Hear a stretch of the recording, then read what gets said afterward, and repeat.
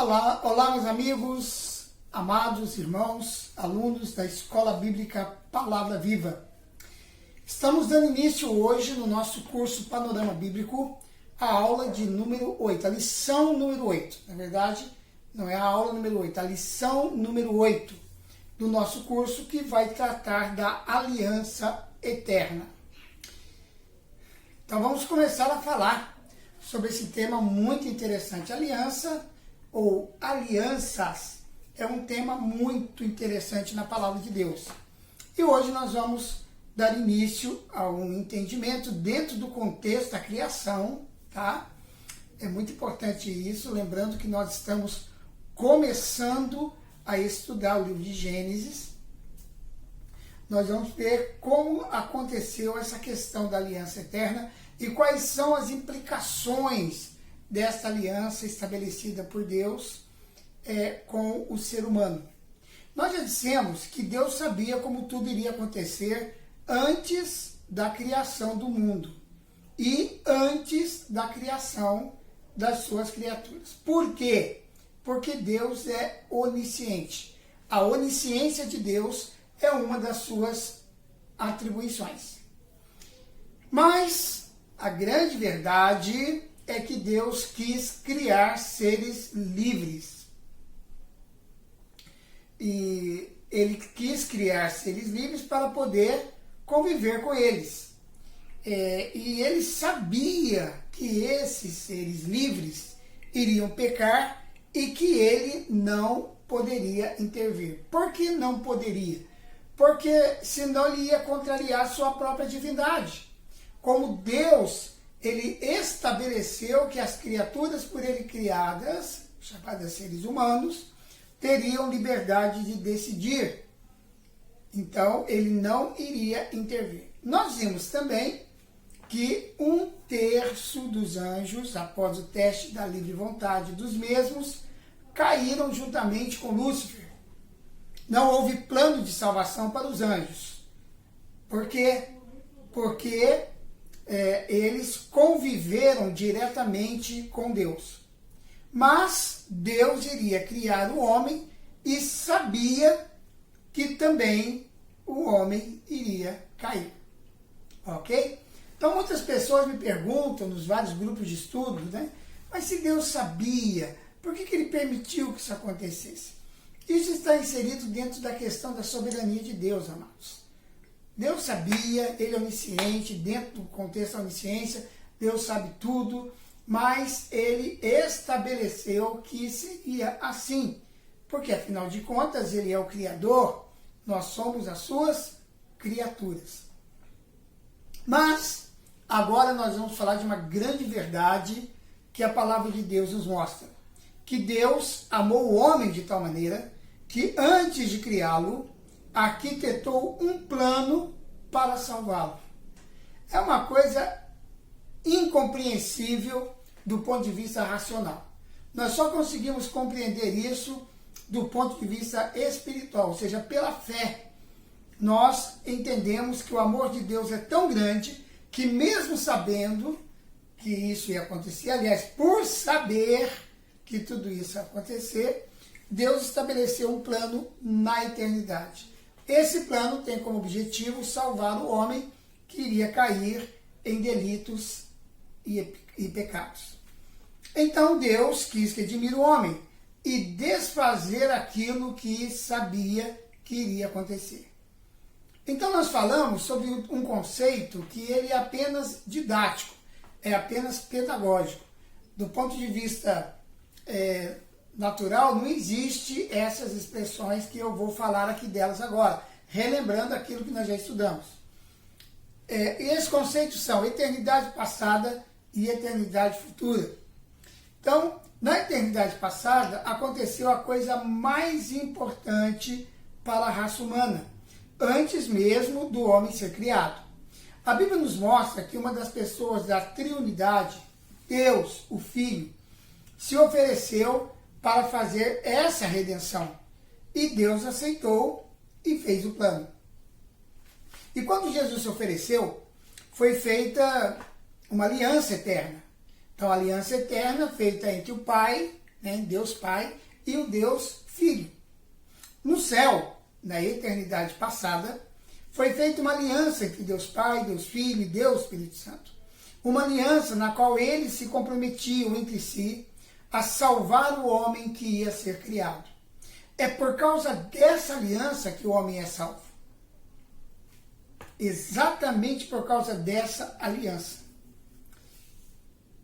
E nessa aliança,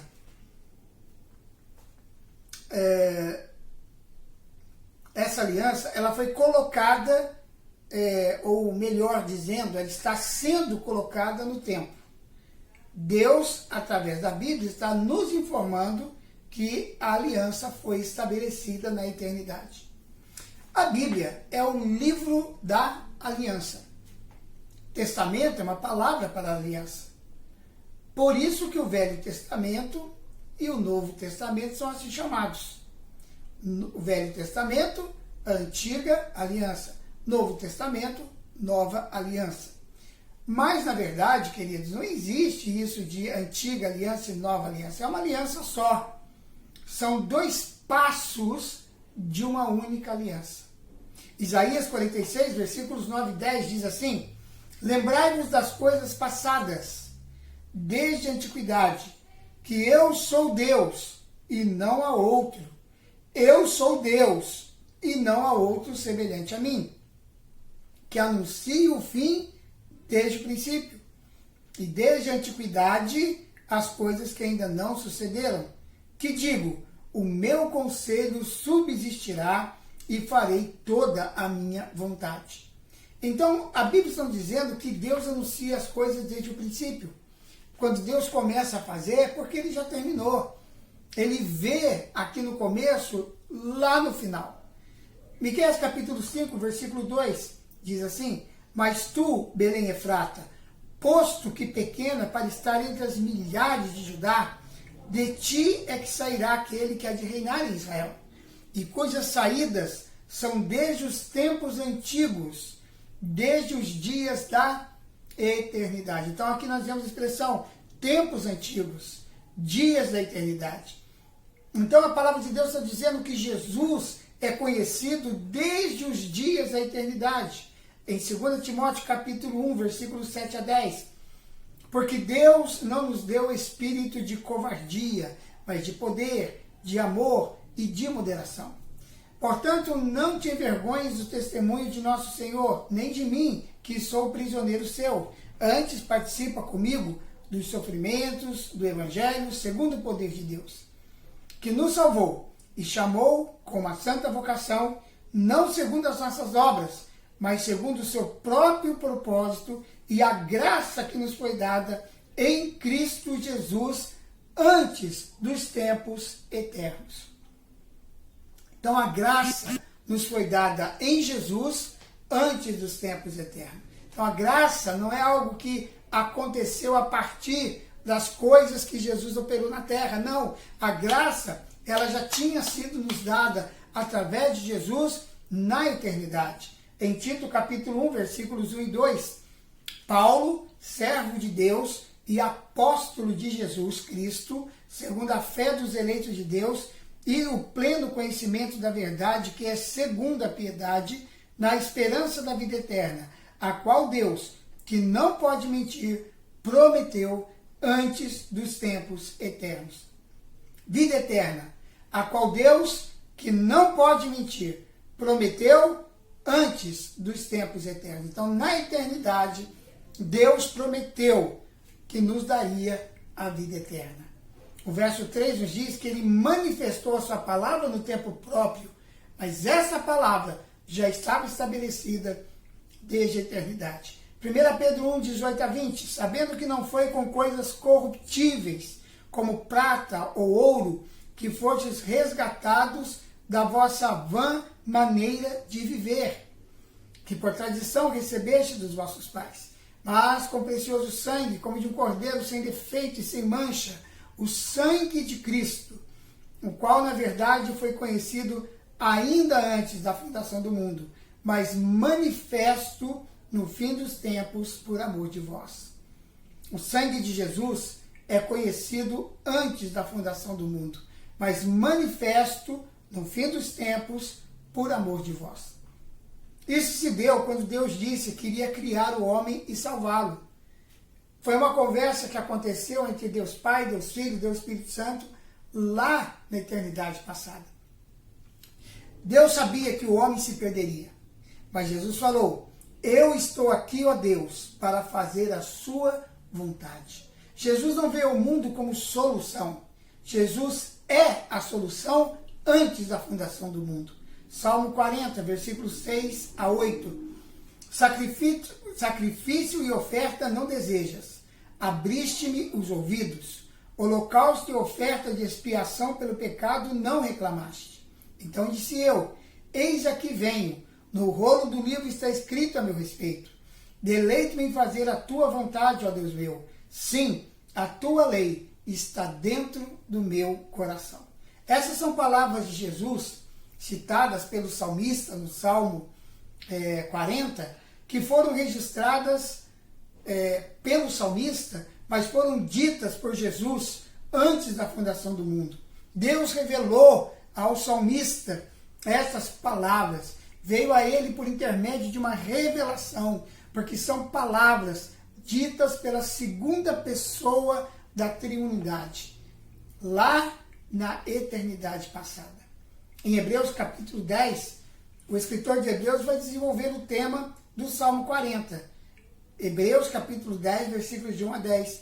Porque a lei, tendo a sombra dos bens futuros, e não a imagem exata das coisas, não pode nunca, pelos mesmos sacrifícios que continuamente se oferecem de ano em ano, aperfeiçoar os que se chegam a Deus.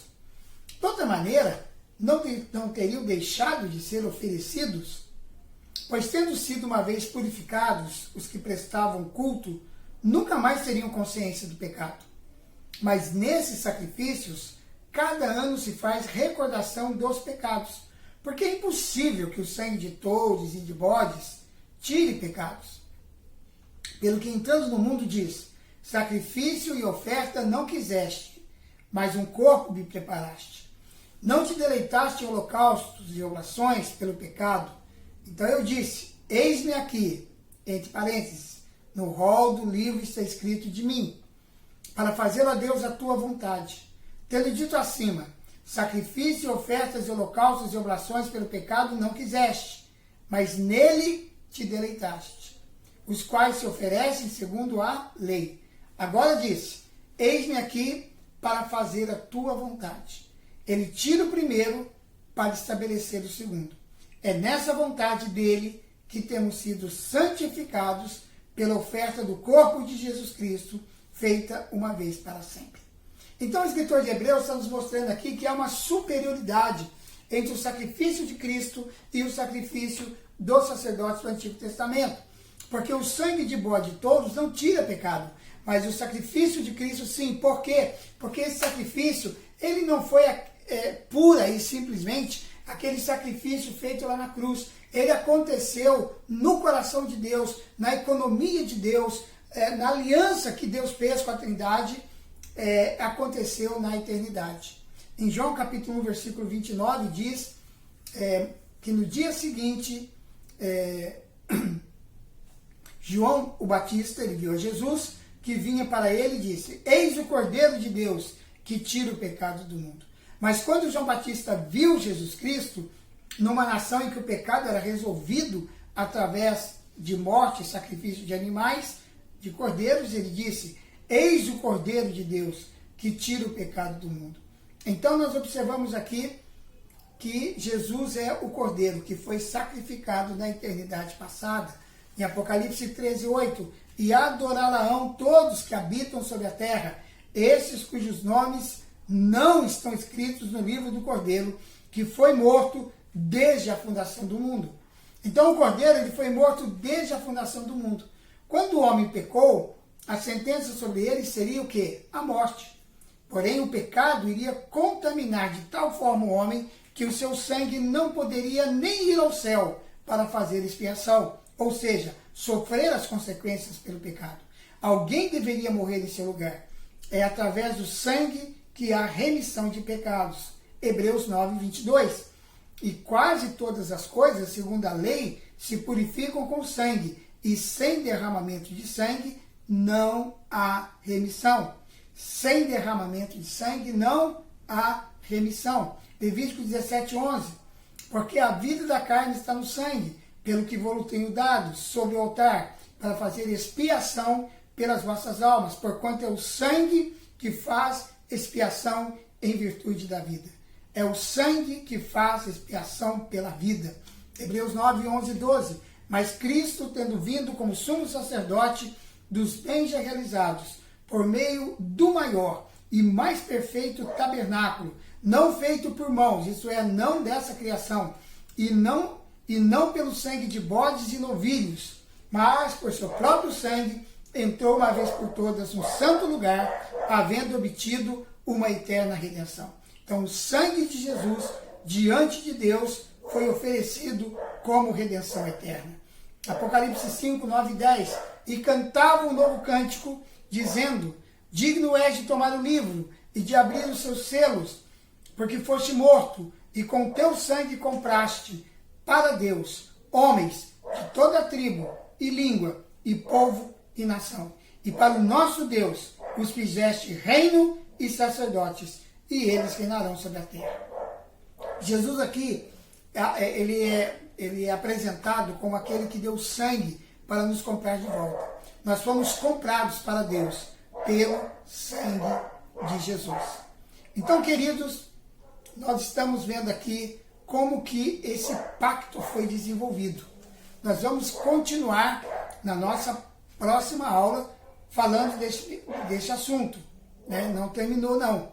Nós vamos continuar falando sobre o sangue. Né? Aqui nós terminamos hoje mostrando que Jesus deu sangue para nos comprar de volta. Nós fomos comprados para Deus pelo sangue de Jesus. Então não se esqueça disso. Você foi comprado para Deus pelo sangue de Jesus. E se você ainda não tem essa consciência, você não tem essa fé de que você realmente foi comprado para Deus, que foi pago um preço de sangue pela sua vida, por favor, querido, curve a sua cabeça aí onde você está, abra o teu coração para Jesus, deixe Jesus falar no teu coração agora. Quem saiba, este seja o momento, você que está por acaso ouvindo esta aula, talvez por curiosidade, você acessou aí o canal e você está assistindo essa aula. Entregue a tua vida para Jesus. O preço que foi pago pela tua vida é muito alto. E o plano que Deus estabeleceu para você não foi estabelecido na temporalidade. Muitos anos antes de você nascer, Deus já tinha feito um plano para você na eternidade passada.